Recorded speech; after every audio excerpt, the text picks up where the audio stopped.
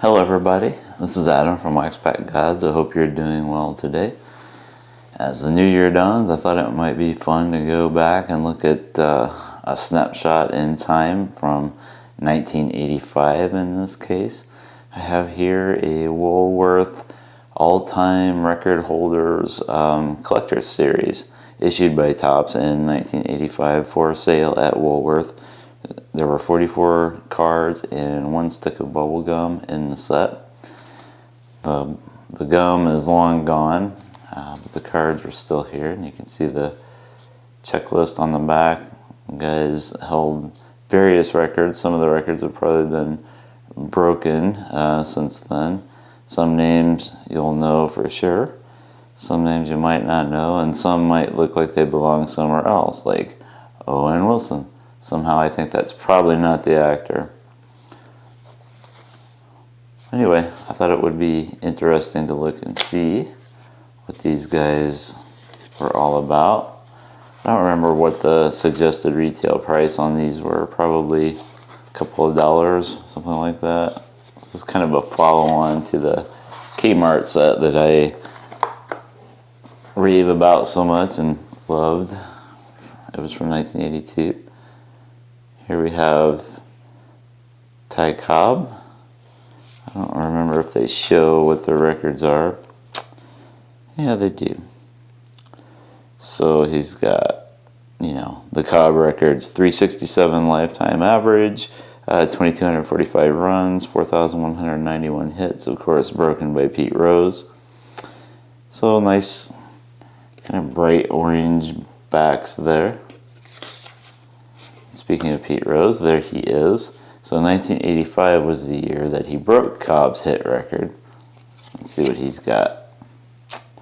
So he's got, at this point, the NL record with 4,097 hits, the Major League record with 3,082 singles, and so on and so forth. So soon he would add the all-time hit record to that list. Hank Aaron, the home run record holder. Tris Speaker, who had the most doubles.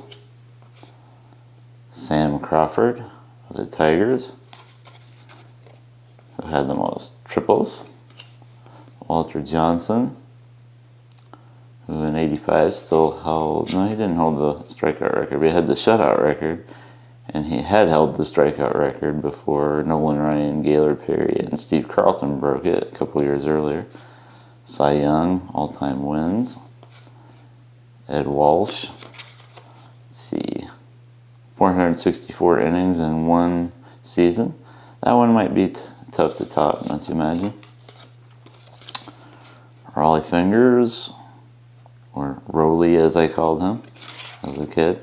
He had 324 saves, which was the record at the time. Nolan Ryan, who held the strikeout record and no-hitter record.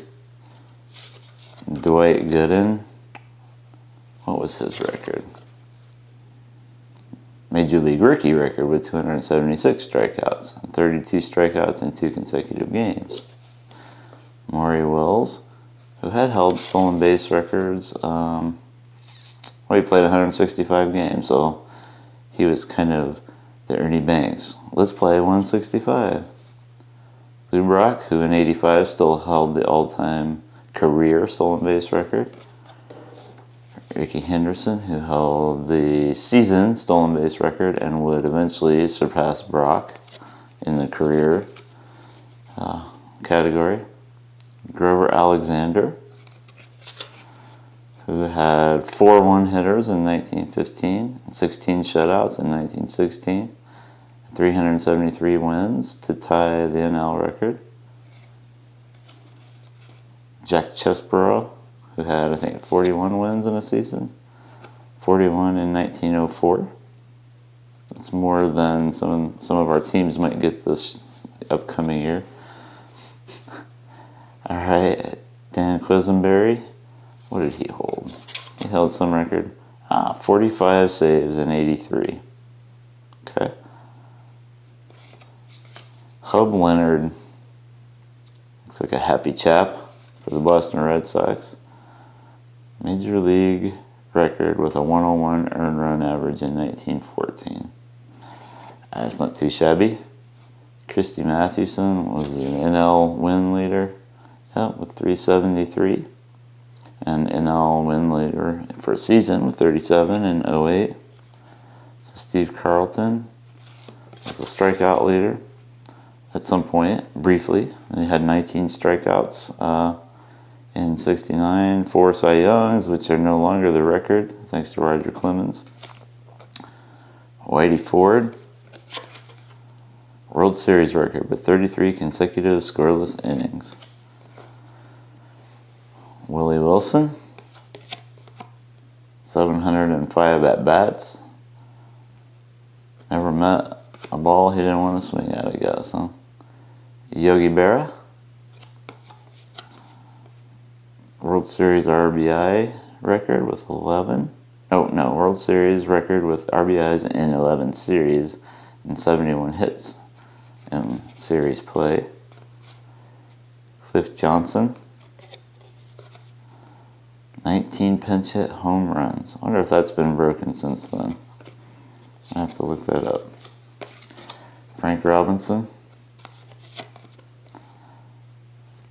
30 home runs in 32 parks in a lifetime. Another one that I wonder if has been broken. Big Frank Howard, 6'7". Major league record with 10 home runs in 1 week.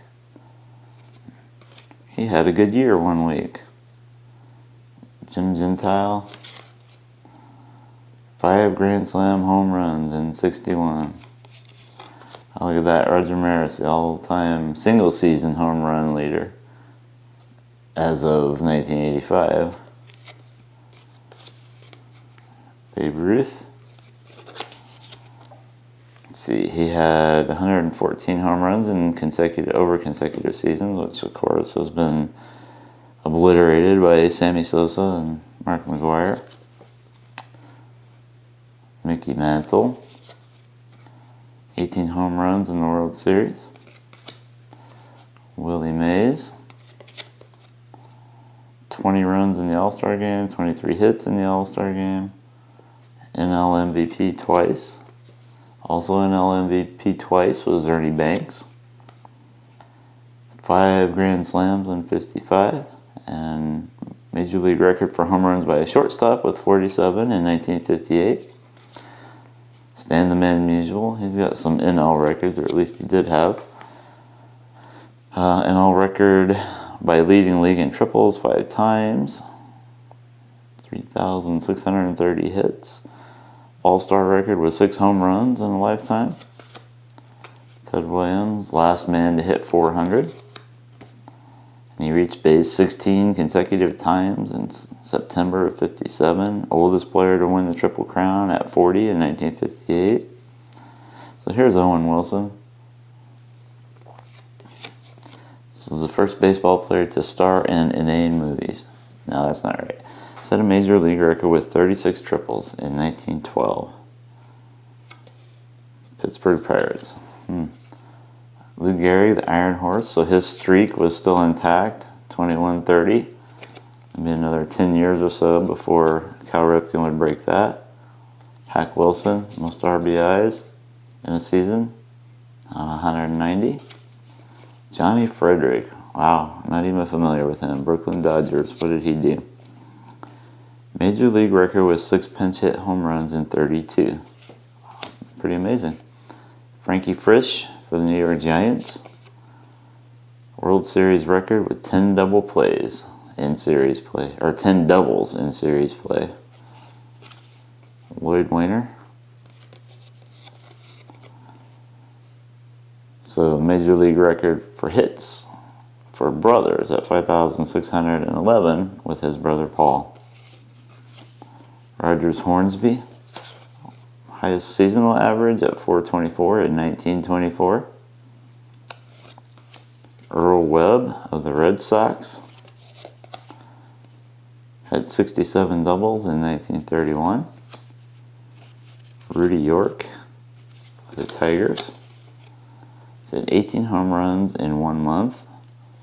3 Grand Slams in a month, 2 grand slams in 1 game, and had 34 home runs to lead the AL in 1943 when he also led the league in RBI.